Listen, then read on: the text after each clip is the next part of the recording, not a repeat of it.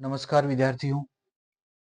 आज हम कक्षा 10 के लिए प्रमेय 6.4 समझेंगे, जिसमें दिया हुआ है कि यदि दो त्रिभुजों में एक त्रिभुज की भुजाएं दूसरे त्रिभुज की भुजाओं के समानुपाती हो तो इनके संगत कोण बराबर होते हैं और इसलिए दोनों त्रिभुज समरूप होते हैं।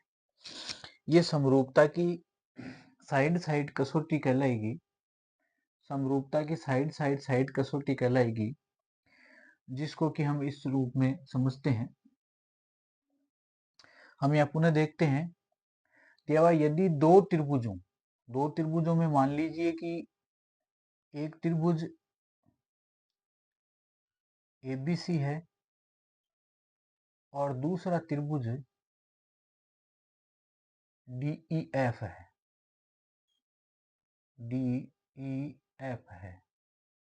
तो यदि दो त्रिभुजों में एक त्रिभुज की भुजाएं दूसरे त्रिभुज की भुजाओं के समानुपाती हो, मान लीजिए यहाँ जैसा कि प्रमेय कह रही है कि यहाँ जैसे कि त्रिभुज ABC की AB भुजा और इसकी DE, इसकी AC तथा दूसरे त्रिभुज की DF और इसकी BC, इसकी EF के यदि समानुपाती हो, इसको हम दिया हुआ मान लें।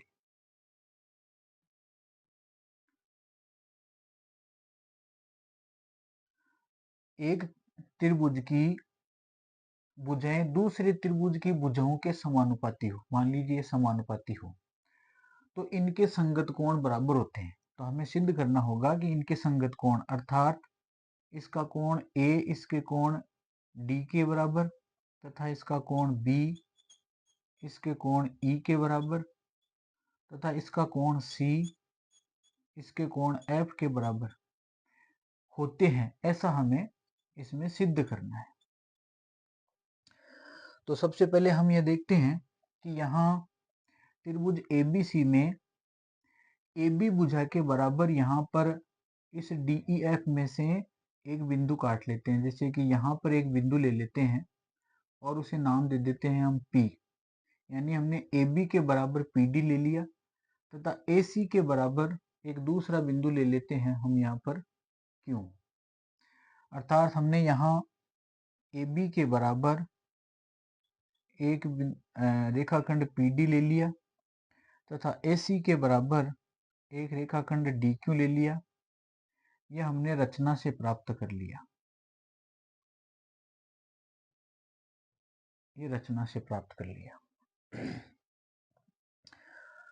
अब हम देखेंगे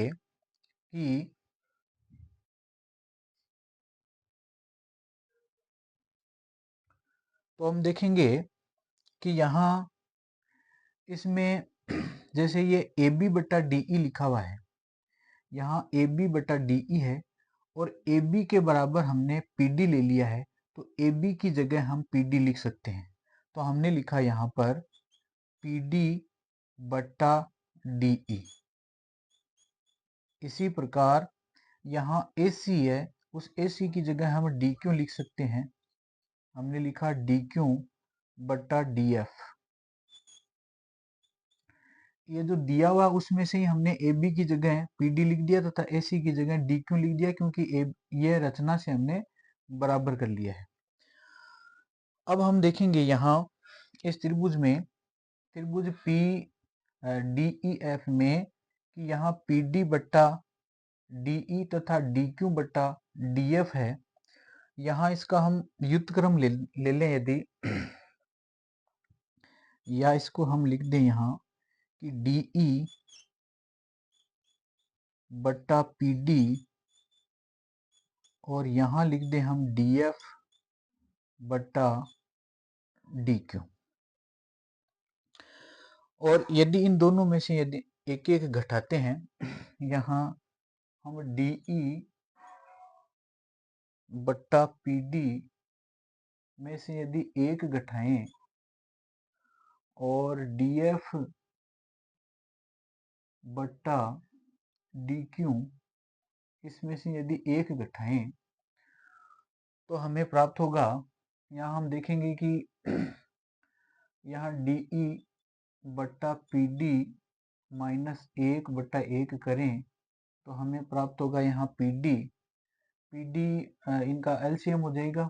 PD का भाग PD में देंगे एक बार, गुणा करेंगे DE से, 1 का भाग PD में देंगे हम PD बार, और PD को 1 से गुणा करेंगे तो हमें PD प्राप्त होगी। यहाँ DE माइनस PD बट्टा हमें PD प्राप्त हुआ।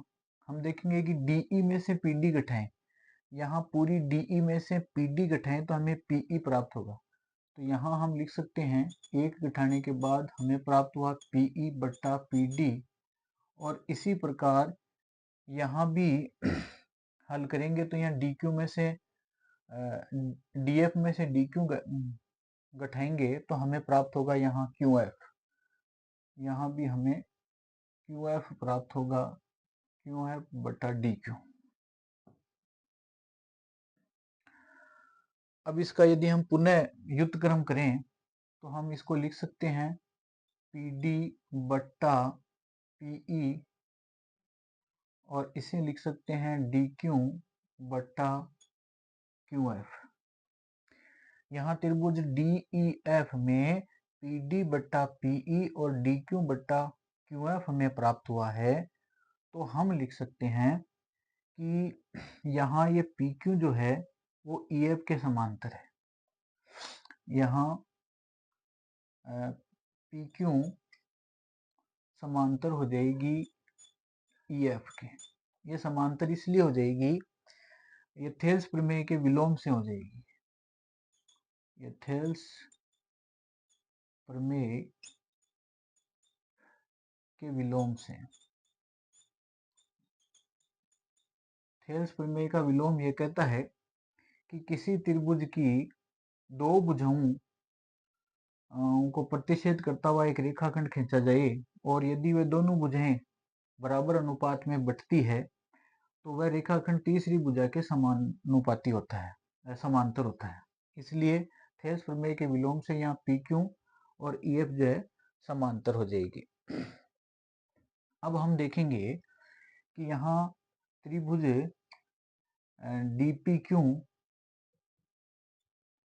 व त्रिभुज DEF में हम देखेंगे कि यहाँ कोण P तथा कोण E बराबर होंगे, और कोण Q बराबर कोण F होंगे। ये हो जाएंगे संगत कोण के कारण। ये संगत कोण है इसलिए, क्योंकि दो समांतर रेखाओं को जब तिर्यक रेखा काटती है तो इस प्रकार बनने वाले संगत कोण जो है बराबर होते हैं। तो यहाँ PQ और EF यदि समांतर है तो DE यहाँ पर तिर्यक रेखा हो जाएगी, और ये कोण P और E तथा कोण E और Q और F जो है बराबर हो जाएंगे, ये संगत कोण हो जाएंगे।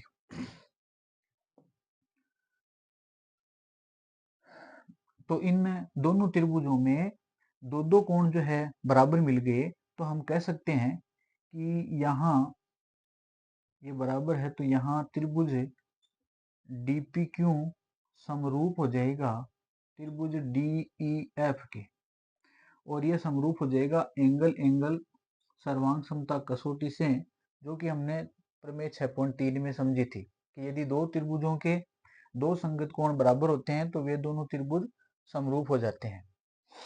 अब यदि ये दोनों त्रिभुज समरूप है तो हम लिख सकते हैं कि इनमें इनकी संगत भुजाएं समानुपाती होगी, यानी इसमें PD बट्टा DE, इसमें PD बट्टा DE बराबर इसमें DQ बट्टा DF हो जाएगी, तथा PQ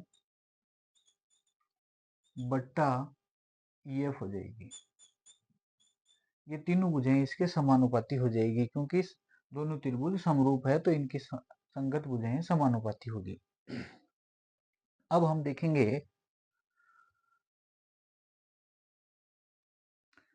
अब हम यहाँ देखें कि पुनः हम PD जो है उस PD की जगह यदि हम AB लिख दें, क्योंकि PD और AB बराबर है, यहाँ हम यदि AB लिख दें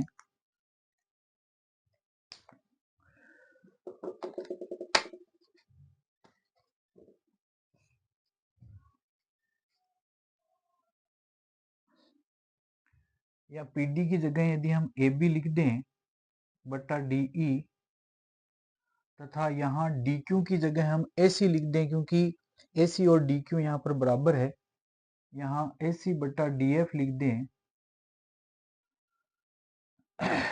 अब हम देखेंगे कि AB बटा DE और AC बटा DF यहाँ आ रहा है, तो इनके समानुपात में BC बटा EF है, तो हम यहाँ पर BC बटा EF भी लिख सकते हैं, यानी PQ बटा EF की जगह हम BC बटा EF लिख सकते हैं यहाँ। तो हम देखेंगे कि यहाँ PQ की जगह BC लिखा है, अर्थात PQ और BC बराबर है। इन दोनों से यदि हम तुलना करें, यहाँ 1 नंबर और इसको 2 नंबर दें और बिंदु 1 और 2 से यदि तुलना करें तो हमें प्राप्त होगा यहाँ पर BC बराबर PQ। अब हम देखेंगे दो त्रिभुज ABC व DPQ में, यहाँ दो त्रिभुज ABC व त्रिभुज DPQ में इनमें हमने AB बराबर PD लिया था, AB बराबर PD लिया था, AC बराबर DQ लिया था, AC बराबर DQ ये तो हमने रचना से ले लिया था, तथा यहाँ इसकी BC और PQ को हम यहाँ सिद्ध कर चुके हैं। BC और PQ को हम यहाँ सिद्ध कर चुके हैं,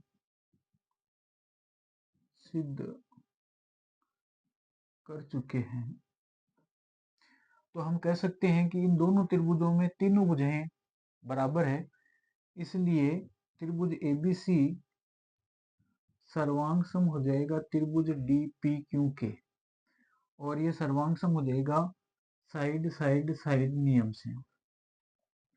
अब हम देखेंगे यहाँ कि यदि दोनों त्रिभुज सर्वांग सम हो गए हैं तो हम लिख सकते हैं कि इसका कोण A बराबर हो जाएगा इसके कोण D के, इसका कोण B बराबर हो जाएगा इसके कोण P के, इसका कोण C बराबर हो जाएगा इसके कोण Q के।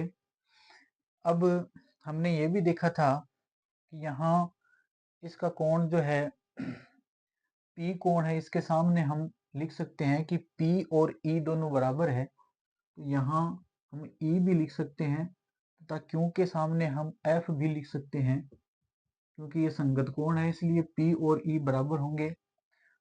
तो अतः हम पुनः यहाँ पर लिख सकते हैं कि कोण A बराबर कोण D तथा कोण B बराबर कोण E और कोण C बराबर कोण F।